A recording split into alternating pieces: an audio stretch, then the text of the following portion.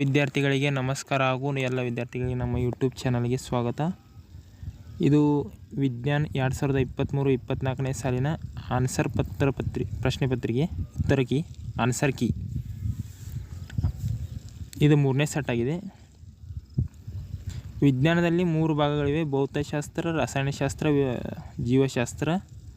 ಭಾಗ ಎ ಬಂದುಬಿಟ್ಟು ಭೌತ ವಿಜ್ಞಾನವಾಗಿದೆ. ಅದರಲ್ಲಿ ಬಹುವಾಕ್ಯ 3 ಪ್ರಶ್ನೆಗಳನ್ನು ಕೇಳಿದ್ದಾರೆ. ಮೊದಲನೇ ಪ್ರಶ್ನೆ ಬಂದುಬಿಟ್ಟು ವಿದ್ಯುತ್ ಆವೇಶದ SI ಏಕಮಾನವನ್ನು ಕೇಳಿದ್ದಾರೆ. Option A coulomb. ಪ್ರಶ್ನೆ 2 ಬಂದುಬಿಟ್ಟು ಫ್ಲೆಮಿಂಗ್ನ ಎಡಗೈ ನಿಯಮದಲ್ಲಿ ಮಧ್ಯದ ಬೆರಳು ಸೂಚಿಸುವ ದಿಕ್ಕು. ಉತ್ತರ ಬಿ ವಿದ್ಯುತ್ ಪ್ರವಾಹ. 3ನೇ ಪ್ರಶ್ನೆ ಬಂದುಬಿಟ್ಟು ವಾಹನದ ಹಿನ್ನೋಟ ದರ್ಪಣದಲ್ಲಿ ಉಪಯೋಗಿಸುವ ದರ್ಪಣದ ವಿಧ ಕೇಳಿದ್ದಾರೆ. ಅಲ್ಲಿ ಆನ್ಸರ್ ಸಿ ಆಗಿದೆ, ಪಿನ ದರ್ಪಣ. 2 ಅಂಕದ ಪ್ರಶ್ನೆ ಕೇಳಿದ್ದಾರೆ ನೋಡ್ರಿ. ಇಲ್ಲಿ 2 ಪ್ರಶ್ನೆ 1 ಅಂಕದ ಪ್ರಶ್ನೆ ಇದಾವೀಗ. 4ನೇ ಪ್ರಶ್ನೆ ಬಂದುಬಿಟ್ಟು ವಿದ್ಯುತ್ ಮಂಡಲದಲ್ಲಿ ಉಪಯೋಗಿಸುವ ಕೆಳಗಿನ ಘಟಕಗಳ ಚಿಹ್ನೆಗಳನ್ನು ಬರೆಯಿರಿ ಅಂತ ಕೇಳಿದ್ದಾರೆ. ಇದು ಟೆಕ್ಸ್ಟ್ ಬುಕ್ ಒಳಗಿದ ಕೋಷ್ಟಗಳು ಕೊಟ್ಟಿದ್ದಾರೆ. ಅಲ್ಲಿ ಈ ಚಿಹ್ನೆಗಳು ಕೊಟ್ಟಿಗೆ ಅಲ್ಲಿ ಅವಕರು ರೇಖಾತ್ಮಕ ಚಿತ್ರವನ್ನು ಬಿಡಿಸಿದ್ದಾರೆ. ಅದ ಇಲ್ಲಿ ಪ್ರಶ್ನೆ ಕೇಳಿದ್ದಾರೆ. ಪರಿವರ್ತಿತ ರೋಧ ಮತ್ತು ತಂತಿಗಳು ಸೇರುವ ಸ್ಥಳ, ರಿಯೋಸ್ಟ್ಯಾಟ್ ಮತ್ತು ತಂತಿಗಳು ಸೇರುವ ಸ್ಥಳ ಕೇಳಿದ್ದಾರೆ. ಅದ್ರ ಚಿತ್ರ ನೀವು ಬಿಡಿಸೋದು, ಅದಕ್ಕೆ ಹಾಫ್ ಮಾರ್ಕ್ಸ್. ಬಿಳಿಯ ಬೆಳಕಿನ ರೋಹಿತ ಎಂದರೇನು ಅಂತ 5ನೇ ಪ್ರಶ್ನೆ ಕೇಳಿದ್ದಾರೆ. ಉತ್ತರ ಬಿಳಿಯ ಬೆಳಕಿನ ಕಿರಣದ ವರ್ಣಮಯ ಘಟಕಗಳು ಪಟ್ಟಿಯನ್ನು ಬಿಳಿಯ ಬೆಳಕಿನ ರೋಹಿತ ಎಂದು ಕರೆಯುತ್ತೇವೆ ಅಂತ ಅದರ ಡೆಫಿನೇಷನ್ ನೀವು ಬರೀಬೇಕು. 1 ಮಾರ್ಕ್ಸ್ ಪ್ರಶ್ನೆ. 6ನೇ ಪ್ರಶ್ನೆ ಬಂದುಬಿಟ್ಟು ಕಾರಣ ಕೊಡಿ ಪ್ರಶ್ನೆ ಕೇಳಿದ್ದಾರೆ. ವಿದ್ಯುತ್ ದೀಪಗಳು ತಂತುಗಳಲ್ಲಿ ಟಂಗ್ಸ್ಟನ್ನು ಏಕೆ ಬಳಸ್ತಾರೆ ಅಂತ ಪ್ರಶ್ನೆ ಕೇಳಿದ್ದಾರೆ. ಟಂಗ್ಸ್ಟನ್ ತಂತಿಯನ್ನು ಅದಕ್ಕೆ ಬಳಸ್ತಾರೆ ವಿದ್ಯುತ್ ದೀಪ ಒಳಗೆ. ಮತ್ತು ಗೃಹ ಬಳಕೆಯ ವಿದ್ಯುತ್ ಮಂಡಲದಲ್ಲಿ ವಿದ್ಯುತ್ ಉಪಕರಣಗಳು ಸರಣಿ ಕ್ರಮದಲ್ಲಿ ಜೋಡಿಸುವುದಿಲ್ಲ ಏಕೆ ಅಂತ ಪ್ರಶ್ನೆ ಕೇಳಿದ್ದಾರೆ. ಎಲ್ಲ ಕಾರಣ ಕೊಡಿ ಪ್ರಶ್ನೆ. ಮತ್ತು ವಿದ್ಯುತ್ ಮಂಡಲಗಳಲ್ಲಿ ಫ್ಯೂಸ್ನ ಜೋಡಣೆ ಅವಶ್ಯಕ ಏಕೆ ಅಂತ ವಿವರಿಸಿ ಅಂತ ಕೇಳಿದ್ದಾರೆ. ಅದು 2 ಮಾರ್ಕ್ಸ್ ಪ್ರಶ್ನೆ ಐತಿ. ಇಲ್ಲಿ ಉತ್ತರ ಕೊಟ್ಟಿದ್ದಾರೆ ನೋಡಿರಿ. ಈ ಟಂಗ್ಸ್ಟನ್ ಎದಕ್ಕೆ ಬಳಸ್ತಾರೆ ಅಂತ ಕೇಳಿ ಅದಕ್ಕೆ ಹಾಫ್ ಮಾರ್ಕ್ಸ್. ಮತ್ತು ಗೃಹ ಬಳಕೆಯೊಳಗೆ ಸರಣಿ ಕ್ರಮದೊಳಗೆ ಎದಕ್ಕೆ ಜೋಡಿಸುವುದಿಲ್ಲ ಅಂತ ಅದಕ್ಕೆ ಒಂದು ಪ್ರಶ್ನೆ ಕೇಳಿದ್ದಾರೆ, ಅದಕ್ಕೆ ಹಾಫ್ ಮಾರ್ಕ್ಸ್. ಎಲ್ಲ ಸೇರಿಕೆ 2 ಮಾರ್ಕ್ಸ್. ಮತ್ತು ಇದು 2ನೇ ಪ್ರಶ್ನೆ ಫ್ಯೂಸ್ನ ಕಾರ್ಯ ಮತ್ತು ಅದನ್ನು ವಿವರಣೆ ಮಾಡಲು ಕೇಳಿದ್ದಾರೆ, ಅದಕ್ಕೆ 1 ಮಾರ್ಕ್ಸ್. ಮತ್ತು ಇಲ್ಲಿ ಕೆಳಗೆ 1 ಮಾರ್ಕ್ಸ್. ಟೋಟಲ್ 2 ಮಾರ್ಕ್ಸ್ ಪ್ರಶ್ನೆ. 7ನೇ ಪ್ರಶ್ನೆ ಬಂದುಬಿಟ್ಟು ಕೆಳಗಿನ ವಿದ್ಯುತ್ ಮಂಡಲವನ್ನು ಗಮನಿಸಿ. ಮತ್ತು ಇಲ್ಲಿ ರೇಖಾತ್ಮಕ ಇದನ್ನು ಕೊಟ್ಟಾರೆ ಚಿತ್ರ ನಿಮ್ಗೆ. ಅದ್ರ ಬಗ್ಗೆ ಎಕ್ಸ್ಪ್ಲೇನ್ ಮಾಡೋದಿಲ್ಲ ನಿಮ್ಗೆ. ಅದು ಏನೇನು ಐತಿ ಅಲ್ಲಿ ಬೆಲೆಗಳನ್ನು ಕೊಟ್ಟಿದ್ದಾರೆ ನಿಮ್ಗೆ. ಆರ್ ಬೆಲೆ, ಐ ಬೆಲೆ, ಕರೆಂಟ್ ಬೆಲೆ, ವೋಲ್ಟೇಜ್ ಬೆಲೆ. ವೋಲ್ಟೇಜ್ ಕಂಡುಹಿಡಿಯೋಕ್ಕೆ ಕೇಳಿದ್ದಾರೆ. ಅದಕ್ಕೆ ವೋಲ್ಟೇಜ್ದ ಸೂತ್ರ ಏನೈತಿ, V/IR ಹಾಕಿ ನೀವು ಬೆಲೆ ಕಂಡುಹಿಡಿದು ವೋಲ್ಟೇಜ್ ಬೆಲೆ. ಆಮೇಲೆ ಆರ್ನ ಬೆಲೆ ಕಂಡುಹಿಡಿದಕ್ಕೆ ಕರೆಂಟ್ ಬೆಲೆ ಕಂಡುಹಿಡಿದು. ಆಮೇಲೆ ಅವನ್ನೆಲ್ಲ ಕರೆಕ್ಟಾಗಿ ಅವಕರು ಅಮೀಟ್ರ್ ಸೂಚ್ಯಾಂಕ ಬರೀಬೇಕು, ಅದರ ಏಕಮಾನ ಬರೀಬೇಕು. ಬರ್ದಂತ ನಿಮಗೆ ಕರೆಕ್ಟ್ 1 ಮಾರ್ಕ್ಸ್ ಬರ್ದಿದೆ. ಆಮೇಲೆ ಅದು ಕಾರಣ ಕೊಡ್ಬೇಕು ನೀವು, ಕಾರಣಕ್ಕೆ 1 ಮಾರ್ಕ್ಸ್. ಟೋಟಲ್ 2 ಮಾರ್ಕ್ಸ್ ಪ್ರಶ್ನೆ. 8ನೇ ಪ್ರಶ್ನೆ ಬಂದುಬಿಟ್ಟು ಕೊಟ್ಟಿರುವ ಚಿತ್ರವನ್ನು ಗಮನಿಸಿ ನೀಡಿರುವ ಪ್ರಶ್ನೆಗಳಿಗೆ ಉತ್ತರಿಸಿ ಅಂತ ಪ್ರಶ್ನೆ ಕೇಳಿದ್ದಾರೆ. ಅಲ್ಲಿ ಚಿತ್ರಗಳನ್ನ 2 ಕೊಟ್ಟಿದ್ದಾರೆ. ಅದರ ಚಿತ್ರ ನೋಡಿಕೇಶ್ ಅದ್ರ ಏನು ಪ್ರಶ್ನೆ ಕೇಳಿದ್ದಾರೆ, ಮೇಲಿನ ಚಿತ್ರಗಳಲ್ಲಿ ಯಾವ ಚಿತ್ರವು ಕಾಂತಕ್ಷೇತ್ರದ ದಿಕ್ಕನ್ನು ಸರಿಯಾಗಿ ತೋರಿಸುವುದನ್ನು ಪ್ರಶ್ನೆ ಕೇಳಿದ್ದಾರೆ. ಮತ್ತು 2ನೇ ಪ್ರಶ್ನೆ ಬಂದುಬಿಟ್ಟು ಸರಿಯಾದ ಚಿತ್ರವನ್ನು ಆರಿಸಲು ಸಹಾಯ ಮಾಡಿದ ನಿಯಮವನ್ನು ಹೆಸರಿಸಿ ಮತ್ತು ನಿರೂಪಿಸಿ ಅಂತ ಪ್ರಶ್ನೆ ಕೇಳಿದ್ದಾರೆ. ಅದ್ರ ಉತ್ತರವನ್ನು ನೀವು ಕರೆಕ್ಟಾಗಿ ಅಲ್ಲಿ ಚಿತ್ರದ ಪ್ರಕಾರ ನೋಡಿ ಬರಬೇಕು. ಅದು ಟೆಕ್ಸ್ಟ್ ಬುಕ್ ಒಳಗೆ ಐತದ. ಆ ವರ್ಡ್ಸ್ಗಳು ಇಲ್ಲಿ ಬರೆದ್ರು ನಡಿತೈತಿ, ಇದು ಬರೆದ್ರು ನಡಿತೈತಿ. ಇದು ಆ್ಯಸ್ ಇಟ್ ಈಸ್ ಇರ್ತೈತಿ. ಹಾಫ್ ಮಾರ್ಕ್ಸ್ ಐತಿ ಅಲ್ಲ, ಅದಕ್ಕೂ ಕರೆಕ್ಟಾಗಿ ಬರೀರಿ. ಮತ್ತು ಇದು ಬಲಗೈ ನಿಯಮವನ್ನು ನಿರೂಪಿಸಲು ಕೇಳಿದ್ದಾರೆ, ಅದಕ್ಕೆ 1 ಮಾರ್ಕ್ಸ್. ಇದು ನಿರೂಪಣೆ ಮಾಡೋಕಬೇಕು ನೀವು, ಇದು ವೆರಿ ವೆರಿ ಇಂಪಾರ್ಟೆಂಟ್. ಮತ್ತೀಗ 3 ಅಂಕದ ಪ್ರಶ್ನೆಗಳು 3 ಅದಾವು, 9 ಮಾರ್ಕ್ಸ್ ಅವಿಗೆ. 9ನೇ ಪ್ರಶ್ನೆ ಬಂದುಬಿಟ್ಟು ಒಂದು ನಿಮ್ನ ಮಸೂರದ ಸಂಗಮ ದೂರ 30 ಸೆಂಟಿಮೀಟರ್ ಇದೆ. ಮಸೂರದಿಂದ ಪ್ರತಿಬಿಂಬವು 20 ಸೆಂಟಿಮೀಟರ್ ದೂರದಲ್ಲಿ ಉಂಟಾಗಲು ವಸ್ತುವನ್ನು ಮಸೂರದಿಂದ ಎಷ್ಟು ದೂರ ಇಡಬೇಕಂತ ಪ್ರಶ್ನೆ ಕೇಳಿದ್ದಾರೆ. ಆಮೇಲೆ ಅಥವಾ ಪ್ರಶ್ನೆ ಏನೈತಿ, ವಕ್ರತಾ ತ್ರಿಜ್ಯ 6 ಸೆಂಟಿಮೀಟರ್ ಇರುವ ಒಂದು ಪಿನ ದರ್ಪಣದ ಸಂಗಮ ದೂರವನ್ನು ಕಂಡುಹಿಡಿಯಿರಿ. ಮತ್ತು ಪ್ರಶ್ನೆ ಬಿ ಒಳಗನ ಸಂಗಮ ದೂರ 0.2 ಮೀಟರ್ ಇರುವ ಒಂದು ಪಿನ ಮಸೂರದ ಸಾಮರ್ಥ್ಯವನ್ನು ಕಂಡುಹಿಡಿಯಲು ಪ್ರಶ್ನೆ ಕೇಳಿದ್ದಾರೆ. ಅದ್ರ ಉತ್ತರವನ್ನು ಟೆಕ್ಸ್ಟ್ ಬುಕ್ ಒಳಗೆ ಇರ್ತೈತಿದೆ. ಅದು ಉತ್ತರ ಸೂತ್ರ ಹಾಕಾಗ ಹಾಫ್ ಮಾರ್ಕ್ಸ್. ಸೂತ್ರ ತಗಾಗ ಅದು ಸಬ್ಸ್ಟಿಟ್ಯೂಷನ್ ಮಾಡೋದು. ಸಬ್ಸ್ಟಿಟ್ಯೂಷನ್ ಮಾಡಿ ಅದ ಸಂಗಮ ದೂರ ಫೈಂಡ್ ಔಟ್ ಮಾಡೋದು. ಅದರಿಂದ ವಸ್ತು ದೂರ ಏನೈತಿ 60 ಸೆಂಟಿಮೀಟರ್ ಅಂತ ಕರೆಕ್ಟಾಗಿ ಬರೀಬೇಕು. ಅದರ SI ಮಾನೂ ಬರೀಬೇಕು. ಅದಕ್ಕೆಲ್ಲ ಹಾಫ್ ಮಾರ್ಕ್ಸ್. ಟೋಟಲ್ ಸೇರಿಕೆ 3 ಮಾರ್ಕ್ಸ್. ಆಮೇಲೆ ಇದು ಅಥವಾ ಪ್ರಶ್ನೆ ಒಳಗೆ ಏನೈತಿ ಇದನ್ನು ಕಂಡುಹಿಡಿದು ನೀವು, ಆರ್ ಬೆಲೆ ಮತ್ತು ಎಫ್ ಬೆಲೆ. ಪಿನ ಮಸೂರ ಮತ್ತು ಪಿನ ದರ್ಪಣದ ಬೆಲೆ ಕಂಡುಹಿಡಿದು. ಅದೇ ಡಯಾಪ್ಟರ್. ಪಿನ ಮಸೂರ ಅಂದರೆ ಡಯಾಪ್ಟರ್ ಅದರ ಇರ್ತೈತಿ SI ಮಾನ. ಈ ಪಿನ ದರ್ಪಣದ SI ಮಾನ ಸೆಂಟಿಮೀಟರ್ ಇರ್ತೈತಿ. ಅದಕ್ಕೆಲ್ಲ ಹಾಫ್ ಮಾರ್ಕ್ಸ್. 10ನೇ ಪ್ರಶ್ನೆ ಬಂದುಬಿಟ್ಟು ಒಂದು ವಸ್ತುವನ್ನು ಪಿನ ಮಸೂರದ 2F1 ಮತ್ತು F1ಗಳ ಮಧ್ಯೆ ಇರಿಸಿದಾಗ ಉಂಟಾಗುವ ಪ್ರತಿಬಿಂಬದ ರೇಖಾಚಿತ್ರವನ್ನು ಬರೆಯಿರಿ. ರೇಖಾಚಿತ್ರದ ಸಹಾಯದಿಂದ ಪ್ರತಿಬಿಂಬದ ಸ್ಥಾನ ಮತ್ತು ಸ್ವಭಾವಗಳನ್ನು ತಿಳಿಸಿ ಅಂತ ಪ್ರಶ್ನೆ ಕೇಳಿದ್ದಾರೆ. ಮೇನಲ್ಲಿ ಗುರುತಿಸಿರುವುದು F1 ಮಸೂರದ ಪ್ರಧಾನ ಸಂಗಮ ಅಂತ ಇಲ್ಲಿ ಮೇನ್ ಹೇಳಿದ್ದಾರೆ. ಇದನ್ನು ನೀವು ಕರೆಕ್ಟಾಗಿ ಸೂಚಿಸಬೇಕು, ಇಲ್ಲಿಲ್ಲ ಅಂದರೆ ಇಲ್ಲಿ ಮಾರ್ಕ್ಸ್ ಭಾಳ ಲೂಸ್ ಆಗ್ತಾವೆ. ಉತ್ತರ ಏನೈತಿ, ಇದು ಟೆಕ್ಸ್ಟ್ ಬುಕ್ಗಳು ಅದಾವೆ, ಎಲ್ಲ ರೇಖಾತ್ಮಕ ಚಿತ್ರಗಳು ಅವು, ಅವನ್ನ ಪ್ರತಿಬಿಂಬ ಚಿತ್ರಗಳನ್ನ ಕರೆಕ್ಟಾಗಿ ನೋಡ್ಕೊಂಡು ಹೋಗೋದು. ಮತ್ತು ಇಲ್ಲಿ 2F1 ಅವು ಏನೇನು ಡ್ಯಾಶ್ಗಳನ್ನು ಕರೆಕ್ಟಾಗಿ ಹಾಕ್ಬೇಕು ನೀವು, ಇಲ್ಲಿಕಂದ್ರೆ ಅಲ್ಲಿ ಮಾರ್ಕ್ಸ್ಗಳೆಲ್ಲ ಹೋಗಿಬಿಡ್ತಾವೆ. ಮತ್ತು ಚಿತ್ರಕ್ಕೆ 2 ಮಾರ್ಕ್ಸ್ ಐತಿ. ವಸ್ತುವಿನ ಸ್ವಭಾವ, ಸತ್ಯ ಮತ್ತು ಕೆಳಗಾದ ಅನ್ನು ಗುರುತಿಸ್ಬೇಕು ನೀವು, ಇಲ್ಲಿಕಂದ್ರೆ ಅಲ್ಲಿ ಹಾಫ್ ಮಾರ್ಕ್ಸ್ ಹೋಗ್ತೈತಿ. ಮತ್ತು ವಸ್ತುವಿನ ಸ್ಥಾನ 2F2 ಅನ್ನು ಗುರುತಿಸ್ಬೇಕು, ಅದು ಎಷ್ಟು ದೂರದೊಳಗೆ ಐತೆ ಅಂತ, ಅದಕ್ಕೂ half marks. Total share 3 marks. ಇಲ್ಲಿ ಒಂದೊಂದು ಏನಾರ ಬಿಟ್ಟು ಅಂದ್ರೆ ಹಾಫ್ ಮಾರ್ಕ್ಸ್ ಕಡಿತಾರೆ ಅವರು. 11ನೇ ಪ್ರಶ್ನೆ ಬಂದುಬಿಟ್ಟು ಶಕ್ತಿಯ ಉತ್ತಮ ಆಕಾರದ ಗುಣಲಕ್ಷಣಗಳು ಯಾವುವು ಮತ್ತು ಸೌರಕೋಶದ ಯಾವುದಾದ್ರೂ 2 ಉಪಯೋಗಗಳನ್ನು ಬರೆಯಿರಿ ಅಂತ ಪ್ರಶ್ನೆ ಕೇಳಿದ್ದಾರೆ. ಅಥವಾ ಪ್ರಶ್ನೆಯೊಳಗೆ ನ್ಯೂಕ್ಲಿಯಸ್ ಶಕ್ತಿಯ ಅನುಕೂಲ ಮತ್ತು ಅನಾನುಕೂಲಗಳನ್ನು ಕೇಳಿದ್ದಾರೆ. ಶಕ್ತಿಯ ಉತ್ತಮ ಆಕಾರದ ಗುಣಲಕ್ಷಣಗಳನ್ನು ಬರೀದು ನೀವು. ಆ ಗುಣಲಕ್ಷಣಗಳು ಏನೋ ಅವ್ರು ಎಷ್ಟು ಕೇಳಿದಾರೆ ಅದ್ರ ಮೇಲೆ ಪ್ರಶ್ನೆ 3 ಮಾರ್ಕ್ಸ್ ಐತೆ ಅಂದರೆ ಕರೆಕ್ಟಾಗಿ ಬರೀಬೇಕು, 4 ಪಾಯಿಂಟ್ಸ್ ಬರೀಬೇಕು. ಮತ್ತು ಸೌರಕೋಶದ ಉಪಯೋಗಗಳು ಬರೀಬೇಕು. ಸೂರ್ಯ ಏನೈತಿ ಉಪಯೋಗಗಳು ಅವು ಒಂದು 10 ಪಾಯಿಂಟ್ ಬರೆದ್ರು ನಡೀತೈತಿ. ಏನು ಯಾವುದಾದ್ರೂ 2 ಅಂಶಗಳು ಇರಬೇಕು, ಅದಕ್ಕೆ ಸೇರಿಸಿ 3 ಮಾರ್ಕ್ಸ್ ಕೊಡ್ತಾರೆ. ಅನುಕೂಲಗಳು ಅನಾನುಕೂಲಗಳು ನ್ಯೂಕ್ಲಿಯಸ್ ಶಕ್ತಿದು ಬರೀಬೇಕು, ಅದಕ್ಕೂ ಎಲ್ಲ ಸೇರಿಸಿ 3 ಮಾರ್ಕ್ಸ್. ಆಮೇಲೆ 4ನೇ ಕೆಳಗಿನ ಪ್ರಶ್ನೆಗಳನ್ನು ಉತ್ತರಿಸಿ 2 ಪ್ರಶ್ನೆ 4 ಮಾರ್ಕ್ಸಿಗೆ ಕೇಳಿದ್ದಾರೆ. Total 8 marks questions. 12ನೇ ಪ್ರಶ್ನೆ ಬಂದುಬಿಟ್ಟು ವಿದ್ಯುತ್ ಕಾಂತೀಯ ಪ್ರೇರಣೆಯ ಸಂಬಂಧಿಸಿದಂತೆ ಪ್ಯಾರಡೆಯವರ ಪ್ರಯೋಗವನ್ನು ವಿವರಿಸಿ. ಪ್ಯಾರಡೆ ಲಾಗಳನ್ನು ಬರೀಬೇಕು ನೀವು, ಇಲ್ಲಿ ಪ್ಯಾರಡೆಯ ಪ್ರಾಕ್ಟಿಕಲ್ ಪ್ರಯೋಗವನ್ನು ಬರೀಬೇಕು. ಅದ್ರದ್ದೆಲ್ಲ ಪಾಯಿಂಟ್ಸ್ಗಳು ಬರೀದು ಆ್ಯಸ್ ಇಟ್ ಈಸ್ ಟೆಕ್ಸ್ಟ್ ಬುಕ್ಗಳು ಇದ್ದಂಗೆ ಬರೀರಿ, ಇಲ್ಲಿ ಇದ್ದಂಗೆ ಬರೀರಿ, ಎಲ್ಲ ಹಾಫ್ ಮಾರ್ಕ್ಸ್. ಹಿಂಗೆ ಬರೆದ್ರೂ ಭಾಳ ಚಲೋ ಅದು. ಟೆಕ್ಸ್ಟ್ ಬುಕ್ನಿಂದ ಒಂದು ಸ್ವಲ್ಪ ಕಾಂಪ್ಲಿಕೇಟೆಡ್ ಐತಿ.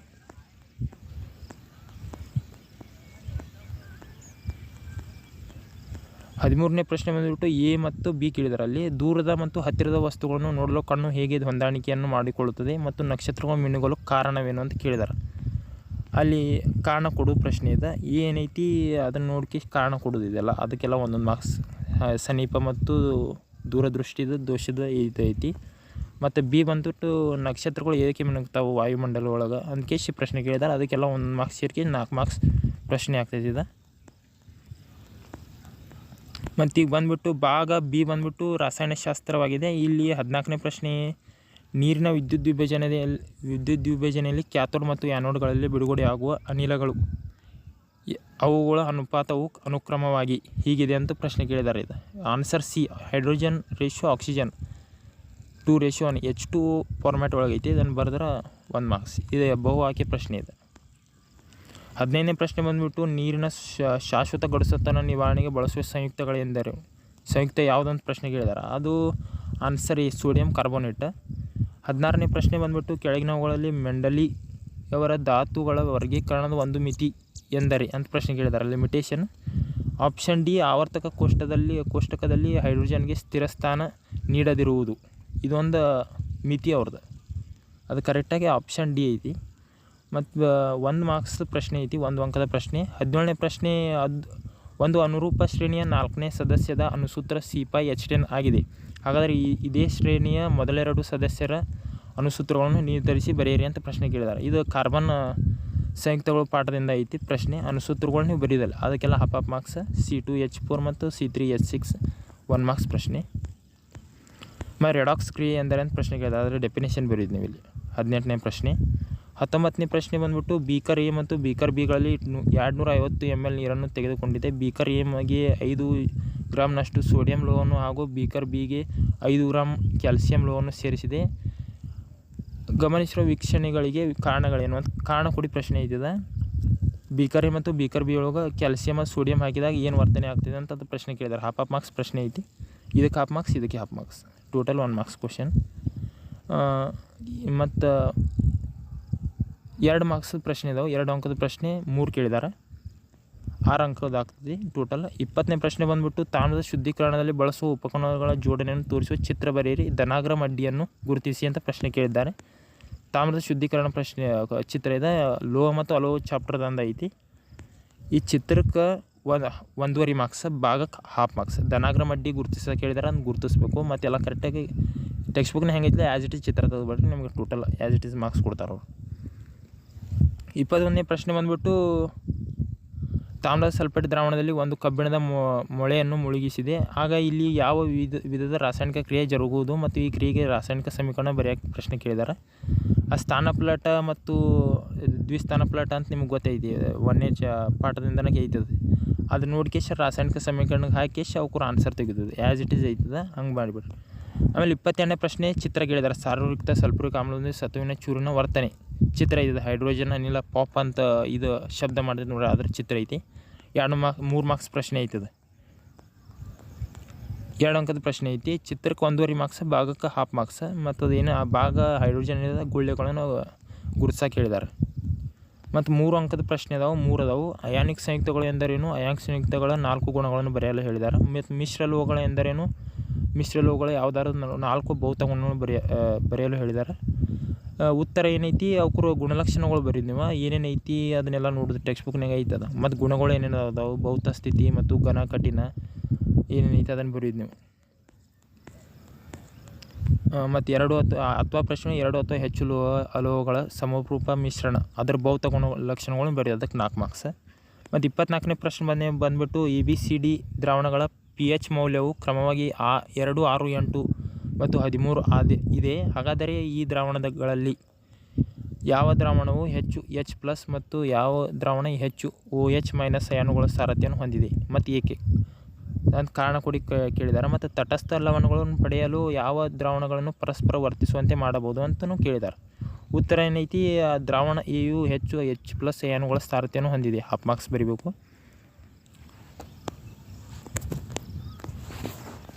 ಕಾರಣ pH ಮೌಲ್ಯ ಕಡಿಮೆ ಇದ್ದಷ್ಟು H+ ಸಾರಥ್ಯ ಹೆಚ್ಚು ಆಗುತ್ತದೆ ಅಂತ ಕೇಶ್ ಅವು ಕಾರಣ ಕೊಡಿ ಪ್ರಶ್ನೆ ಒಳಗದಾವ, ಅವ್ನು ಬರೀಬೇಕು ನೀವು. ಮತ್ತು ಇಲ್ಲಿ 25ನೇ ಪ್ರಶ್ನೆ ಬಂದುಬಿಟ್ಟು ಕೊಟ್ಟಿರುವ ಆವರ್ತಕ ಕೋಷ್ಟಕದಲ್ಲಿ ಭಾಗವನ್ನು ಗಮನಿಸಿ ಮತ್ತು ಕೆಳಗಿನ ಪ್ರಶ್ನೆಗಳಿಗೆ ಉತ್ತರಿಸಿ ಅಂತ ಪ್ರಶ್ನೆ ಕೇಳಿದ್ದಾರೆ. ಆ ಪ್ರಶ್ನೆಗಳಿಗೆ ಕರೆಕ್ಟಾಗಿ ನೀವು ಆನ್ಸರ್ ಮಾಡಬೇಕು. ಇಲ್ಲಿ ನೋಡಿ ಕೇಸಿ ಅದಕ್ಕೆಲ್ಲ 1 ಮಾರ್ಕ್ಸ್, 1/2 ಮಾರ್ಕ್ಸ್ ಎಲ್ಲ ಡಿಸ್ಟ್ರಿಬ್ಯೂಷನ್ ಆಗೈತಿ ಮಾರ್ಕ್ಸ್ಗಳು. ಇಲ್ಲಿ ನೋಡ್ರಿ, ಇಲ್ಲಿ ಟೋಟಲ್ 3 ಮಾರ್ಕ್ಸ್ ಪ್ರಶ್ನೆ. ಮತ್ತು 4 ಮಾರ್ಕ್ಸ್ ಪ್ರಶ್ನೆ ಬಂದು ಒಂದೇ ಇದೆ. 26ನೇ ಪ್ರಶ್ನೆ ಒಳಗೆ 4 ಪಾರ್ಟ್ ಅದಾವೆ. ಕೆಳಗಿನ ಕಾರ್ಬನ್ ಸಂಯುಕ್ತಗಳಲ್ಲಿ ರಚನಾ ವಿನ್ಯಾಸಗಳನ್ನು ಬರೆಯೋಕೆ ಹೇಳಿದ್ದಾರೆ. ಯಾವ್ಯಾವ ಅಂದ್ರೆ ಫಸ್ಟ್ ಸೈಕ್ಲೋಹೆಕ್ಸನ್, ಆಮೇಲೆ ಪ್ರೋಪೋನೋಯಿಕ್ ಆಮ್ಲ ಅಂತ ಕೇಳಿದ್ದಾರೆ. ಆಮೇಲೆ ಬಿ ಒಳಗನ ಪರ್ಯಾಪ್ತ ಮತ್ತು ಅಪರ್ಯಾಪ್ತ ಕಾರ್ಬನ್ ಸಂಯುಕ್ತಗಳ ನಡುವಣ ವ್ಯತ್ಯಾಸ ಕೇಳಿದ್ದಾರೆ. ಸೈಕ್ಲೋಕ್ರೋನಿಕ್ ರಚನಾ ವಿನ್ಯಾಸ, ಪ್ರೋಪೋನೋಯಿಕ್ ಆಮ್ಲದ ರಚನಾ ವಿನ್ಯಾಸ ಇವೆರಡು. ಮತ್ತು ಇದು ಅಪರ್ಯಾಪ್ತ ಮತ್ತು ಅಪರ್ಯಾಪ್ತ ಕಾರ್ಬನ್ಗಳ ಇದನ್ನು ಕೇಳಿದ್ದಾರೆ ವ್ಯತ್ಯಾಸ. ಮತ್ತು ಕಾರ್ಬನ್ ಪಾಠಗಳಿಗೆ ಎಲ್ಲ ಬರುವಂಥವು ರಚನಾ ವಿನ್ಯಾಸಗಳನ್ನ ನೋಡ್ಕೊಂಡು ಹೋಗ್ರಿ. ಅವ್ರ ಬೇಸ್ ಮೇಲೆ ನೀವು ಇದನ್ನು ಕಾರ್ಬನ್ ಪಾಠವನ್ನು ಆರಾಮಾಗಿ ಕ್ಲಿಯರ್ ಮಾಡ್ಬೋದು.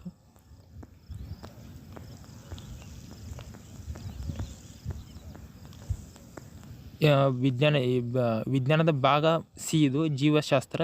27ನೇ ಪ್ರಶ್ನೆ ಬಂದ್ಬಿಟ್ಟು ಮೇದೋಜೀರಕ ಗ್ರಂಥಿಯಿಂದ ಸ್ರವಿಕೆಯಾಗುವ ಹಾರ್ಮೋನ್ ಯಾವುದು ಅಂತ ಪ್ರಶ್ನೆ ಕೇಳಿದ್ದಾರೆ. ಆಪ್ಷನ್ ಬಿ, ರಕ್ತದಲ್ಲಿನ ಸಕ್ಕರೆಯ ಮಟ್ಟ ನಿಯಂತ್ರಿಸುತ್ತದೆ. ಮತ್ತು 28ನೇ ಪ್ರಶ್ನೆ ಬಂದುಬಿಟ್ಟು ಸಸ್ಯಗಳಲ್ಲಿ ಶೋಷಣ ಒತ್ತಡದ ಅಗತ್ಯವೆಂದರೇನು ಅಂತ ಪ್ರಶ್ನೆ ಕೇಳಿದ್ದಾರೆ. ಇದು ಆಪ್ಷನ್ ಸಿ, ನೀರನ್ನು ಎತ್ತರದ ಭಾಗಗಳಿಗೆ ತೆಗೆದುಕೊಂಡಲು ಹೋಗುತ್ತದೆ ಅಂತ ಪ್ರಶ್ನೆ. ಆ ಉತ್ತರ ಇದು.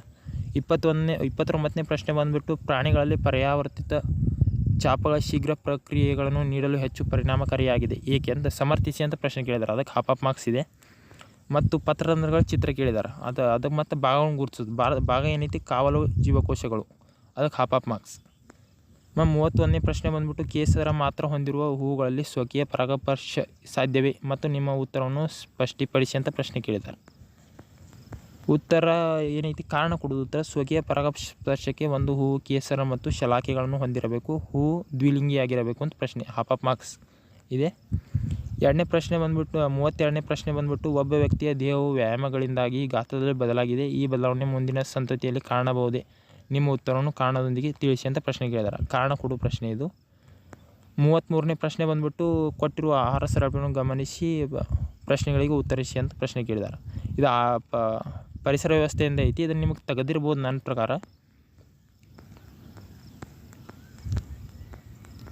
34ನೇ ಪ್ರಶ್ನೆ ಬಂದಿತ್ತು ಹೈಡ್ರಾ ಮತ್ತು ಪ್ಲೇನೇರಿಯಾಗಳಲ್ಲಿ ಸಂತಾನೋತ್ಪತ್ತಿ ಪ್ರಕ್ರಿಯೆಗೆ ಹೇಗೆ ಪರಸ್ಪರ ಭಿನ್ನವಾಗಿದೆ ಅಂತ ಪ್ರಶ್ನೆ. ಸಂತಾನೋತ್ಪತ್ತಿ ಪಾಠದಿಂದ ಬಂದಿದೆ ಪ್ರಶ್ನೆ. ಮತ್ತು ಅಥವಾ ಪ್ರಶ್ನೆಯೊಳಗೆ ಏನೈತಿ, ನಿಷೇಚನಗೊಂಡ ಅಂಡವು ಗರ್ಭಕೋಶದಲ್ಲಿ ಹೇಗೆ ಭ್ರೂಣವಾಗಿ ಬೆಳೆಯುತ್ತದೆ, ತಾಯಿಯ ಗರ್ಭದಲ್ಲಿ ಭ್ರೂಣವು ಪೋಷಣೆಯನ್ನು ಪಡೆಯುತ್ತದೆ, ವಿವರಿಸಿ ಅಂತ ಪ್ರಶ್ನೆ ಕೇಳಿದ್ದಾರೆ. ಅದರ ನೀವು ಉತ್ತರ ಇಲ್ಲಿ ನೋಡ್ಕೇಸಿ ನೀವು ಕರೆಕ್ಟಾಗಿ ಮಾಡಿಬಿಡೋದು. ಇದು ಟೆಕ್ಸ್ಟ್ ಬುಕ್ನಾಗಿಂದ ಬರೀ ಇಲ್ಲಿದ್ದಾರೆ ಬರೀ ಎಲ್ಲ ಕರೆಕ್ಟ್ ಐತೆ. ಟೆಕ್ಸ್ಟ್ ಬುಕ್ನೇನು ಇವರು ಟೆಕ್ಸ್ಟ್ ಬುಕ್ ರೆಫರ್ ಮಾಡಿದ್ದಾರೆ.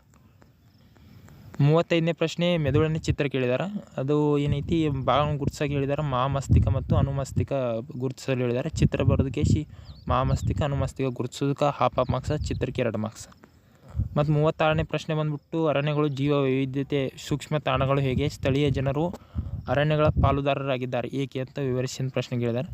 ಎಕ್ಸ್ಪ್ಲನೇಷನ್ ಮಾಡೋದೈತಿ ಇಲ್ಲಿ ಸ್ವಲ್ಪ.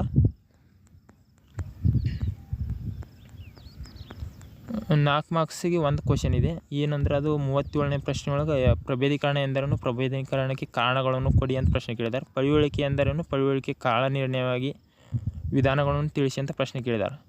ಅಥವಾ ಒಳಗೆ ಮೆಂಡಲ್ ಅವರ ಪ್ರಕಾರ ಪ್ರಬಲ ಗುಣಗಳು ದುರ್ಬಲ ಗುಣಗಳು ಎಂದರೇನು ಮತ್ತು ದ್ವಿತಳೀಕರಣ ಎಂದರೇನು. ಮಂಡಲರ ದ್ವಿತಳೀಕರಣದ ಪ್ರಯೋಗದ 70 ಪೀಳಿಗೆಯಲ್ಲಿ ದೊರೆತ ಸಸ್ಯ ವಿಧಗಳ ಅನುಪಾತವನ್ನು ಬರೆಯೋಕೆ ಹೇಳಿದ್ದಾರೆ. ಇದು ಟೆಕ್ಸ್ಟ್ ಬುಕ್ ಒಳಗೆ ಎಲ್ಲ ಡೀಟೇಲಾಗಿ ಎಕ್ಸ್ಪ್ಲನೇಷನ್ ಐತಿದೆ.